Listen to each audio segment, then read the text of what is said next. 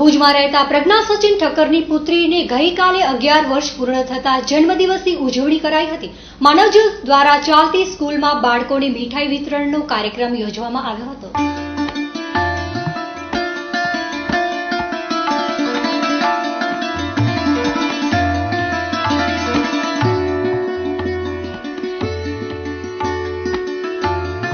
ભુજમાં રહેતા પ્રજ્ઞાબેન ઠક્કરની પુત્રી આસ સચિન ઠક્કરની 11 વર્ષે પૂર્ણ થતા જન્મદિવસની ઉજવણી ઉત્સાહથી ઉજવવામાં આવી હતી.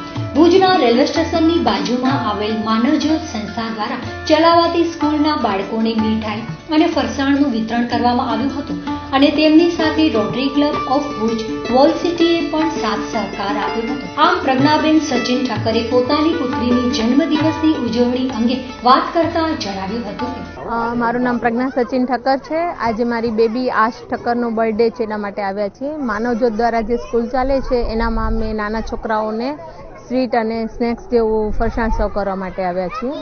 મારી બેબીને આજે 11 વર્ષ કમ્પ્લીટ કરેલા છે અને ખરેખર આ લોકોને જ્યારે નાસ્તો સર્વ કરવાથી એમના મોઢા ઉપર જે ખુશી આવે છે એ ખરેખર અર્થમાં એવું લાગે છે કે ના જન્મદિવસ ઉજવ્યું કે કોઈકને ખુશી આપી છે એવું ફીલ થાય છે. એટલે બધાને કહીશ કે દરેક અલગ અલગ રીતે પોતાનો બર્થડે ઉજવતા હોય છે, છોકરાઓના બર્થડે ઉજવતા હોય છે, તો પોતાના આખા ફાસ્ટ ડેની લાઈફમાં 1 કલાક તમે આમના માટે આપો કે બર્થડેના દિવસ ખરેખર યાદગાર બની રહે.